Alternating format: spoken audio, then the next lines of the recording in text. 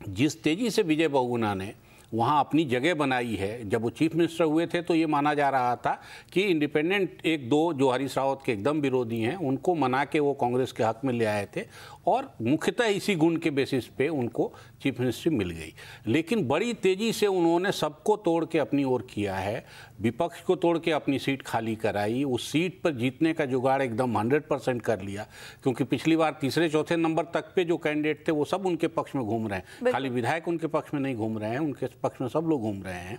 और उनको अब ये लगता होगा कि अगर दूसरे नेता आएंगे तो उनको परेशान ही करेंगे।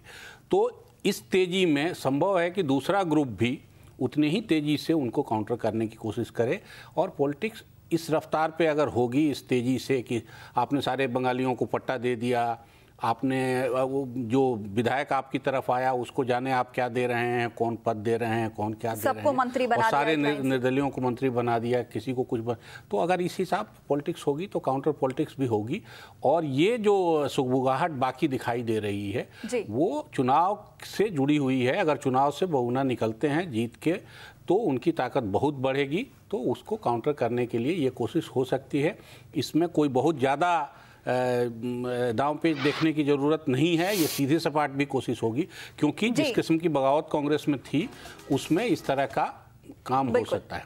हमारे साथ अभिषेक सिन्हा भी जुड़े हुए हैं, देहरादून संवाददाता। अभिषेक, पिछले दिनों जो ये मुलाकातें हुई हैं चारों नेताओं के बीच में, आखिर अंदर खाने क्या कुछ चल रहा है? कुछ खबरें निकल कर आ रही हैं कि क्या हाल ही में भी इस प्रकार की मुलाकातें देखी गई हैं?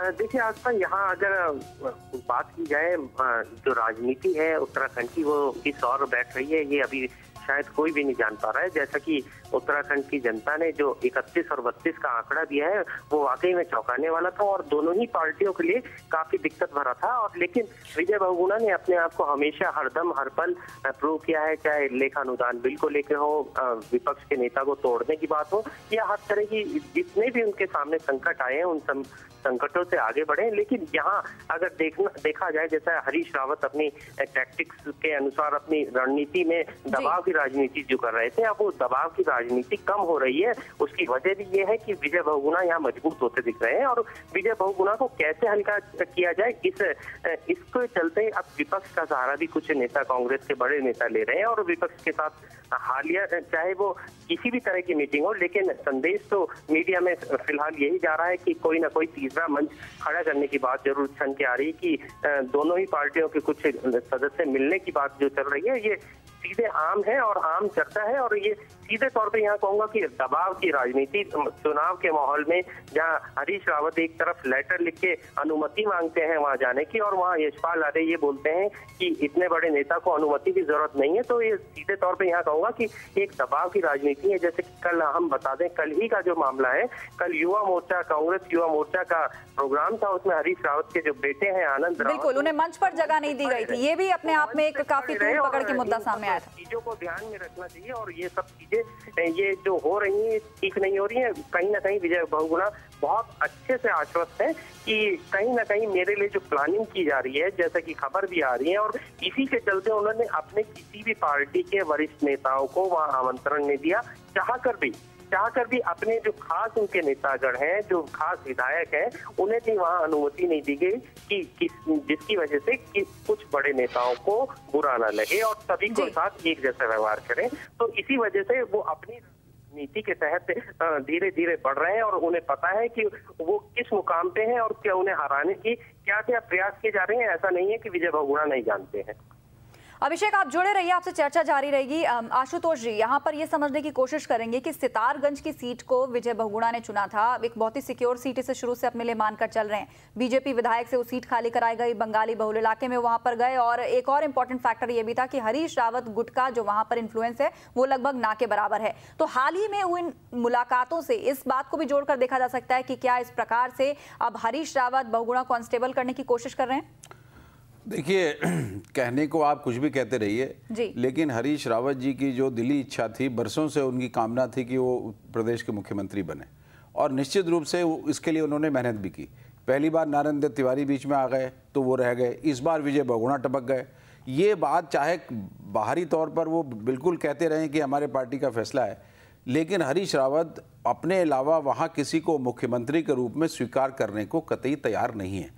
और कहा तो यहाँ तक भी जा रहा है कि जो चुनाव आयोग में जो शिकायत की गई, जो सीडी पेश की गई, उसके पीछे भी कांग्रेस के एक गुट का हाथ है और वो सूचनाएं थी वो कांग्रेस के एक गुट ने मुहैया कराई और ताकि विजय बहुगुणा जी को हर तरह से घेरा जा सके। अब समस्या, अब सबसे बड़ी दिक्कत यह है कि अब लोकसभा चुनाव भी किसी भी समय होने का संभावना है, लोकसभा चुनाव भी नज़दीक हो सकता है। उस समय जो कांग्रेस की स्थिति है उत्तराखंड में वो बहुत अच्छी नहीं है, विशेष रूप से जो हरिद्वार की सीट है जहां से हरीश रावत जी चुन के आए हैं, वहां पर उनकी संभावनाएं बहुत अच्छी लोग नहीं बता रहे हैं। इसके चलते भी वो चाहते हैं कि प्रदेश की राजनीति में उनका दबदबा कायम रहे और इसके लिए उनको निश्चित रूप से विजय बहुगुणा को मजबूत होते देखने में उनका राजनीतिक हित नहीं है। इसलिए वो इस तरह के वो समझौते में और इस तरह की जो गोट बिछाने में उनका इंटरेस्ट हो सकता है। जी, एक बयान आपको सुनवाते हैं यहाँ पर हरीश रावत का कि कैसे नाराज होके जब उनसे सवाल पूछा गया तो उन्होंने क्या कुछ कहा, आप खुद सुनिए। मैं बिल्कुल नहा धो करके तैयार, मगर मुझे वहाँ पहुँचने की पहले दिन जिम्मेदारी थी, वो मैंने पूरी कर दी है। दूसरी जिम्मेदारी का मैं इंतज़ार कर रहा हूँ। शुभकामनाएं ढेर सारी, और जब बुलाया जाएगा तो जाएंगे। तक और प्रदेश अध्यक्ष तक सिमट के रहेंगे। अरे हमारा एक ही स्टार काफ़ी है, वो कई ट्विंकल स्टारों के ऊपर भारी है। तो अरविंद जी, क्या दिल से बोल रहे हैं यहाँ पर ये हरीश रावत, या इसके पीछे राजनीतिक चुटकी है? नहीं, चुटकी ही है। जिस तरह से वो दोनों बातें बोल रहे थे, नहा धो के तैयार बैठे हैं और बुला हुआ नहीं आ रहा और एक ही स्टार, सब ट्विंकल पर भारी है। लेकिन वही है कि अब ये राजनीतिक लड़ाई में उनके बस में कितना कुछ रह गया है। बहुत खुश केंद्र में मंत्री होने के बाद और सोनिया जी की नज़र पे दिन रात रहने के बाद, क्योंकि सोनिया जी ने ही विजय बहुगुणा को चार्ज दिया है सीधे, तो इसलिए उनकी नज़र पर रहने के बाद हरीश रावत कितना कुछ बगावत का काम करेंगे। सीधी बगावत जो करने की बात तब थी, तो अपने सहयोगी एमपी से, हरक सिंह रावत से, इन लोगों से बातें उठवाई गई थी। उस समय भी सीधे वो खुल के सामने नहीं आए थे और अब तो और मुश्किल बढ़ती ही जा रही है। और अगर बहुगुणा जीत गए तो उसके बाद उनकी मुश्किलें और हरीश रावत की बढ़ेंगी, तो तब तो इस तरह की बातें करने में और भी मुश्किल होगी। अभी तक तो ये भी चल रहा है, चुनाव के बाद ये भी मुश्किल होगी।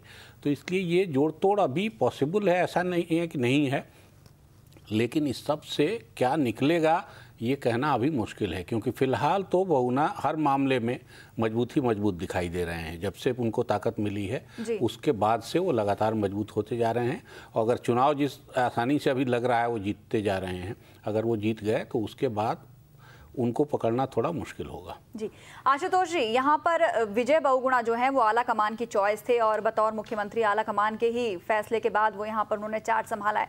लेकिन ऐसे में जिस प्रकार से अपनी ही पार्टी के अंदर के नेताओं से लगातार कोई ना कोई पेच, कोई ना कोई अड़ंगा लगातार सामने आ रहा है, आपको लगता है कि आला कमान इससे कब तक बर्दाश्त करेगा? देखिए, आला कमान जो है, जब बहुगुणा जी को मुख्यमंत्री बनाया गया था, जब उनका नाम का फैसला हुआ, तो जिस तरीके से जो ड्रामा दिल्ली में हुआ 15-20 MLAs को लेकर के यहाँ टेंट लगा करके लोगों को बिठाया गया, उससे सोनिया जी बहुत खफा हैं।